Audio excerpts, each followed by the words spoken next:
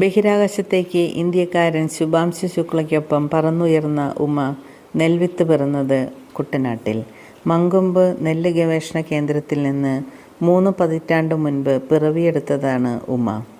ഗവേഷണത്തിന് നേതൃത്വം നൽകിയ ശാസ്ത്രജ്ഞ ദേവികയുടെ മകളുടെ പേരാണ് ഉമ. 1995 സംഭവം.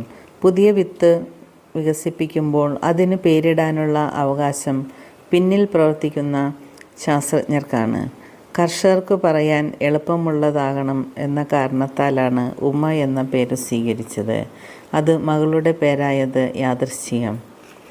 രേഖകൾ പ്രകാരം 1998 ഉമയെന്ന വിത്തിൻ്റെ പിറവി. പിൽക്കാലത്ത് കുട്ടനാട്ടുകാർക്ക് ലഭിച്ച ഏറ്റവും മികച്ച നെൽവിത്തെന്ന ഖ്യാതി ഉമ നേടി. ഏതൊരു നെൽവിത്തും വികസിപ്പിച്ച് 10 വർഷത്തിനു മേൽ നിലനിൽക്കാറില്ലെങ്കിലും 3 പതിറ്റാണ്ടായിട്ടും കർഷകർ ഉമയെ കൈവിട്ടിട്ടില്ല. കുട്ടനാടൻ പാടശേഖരങ്ങളിൽ വിളയുന്നതിൽ 90% ഉമയാണ്.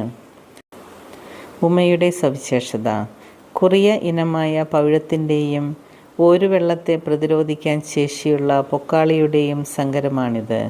അതിനാൽ അത്യുൽപാദന ശേഷിയും കീടപ്രതിരോധ ശേഷിയുമുണ്ട്.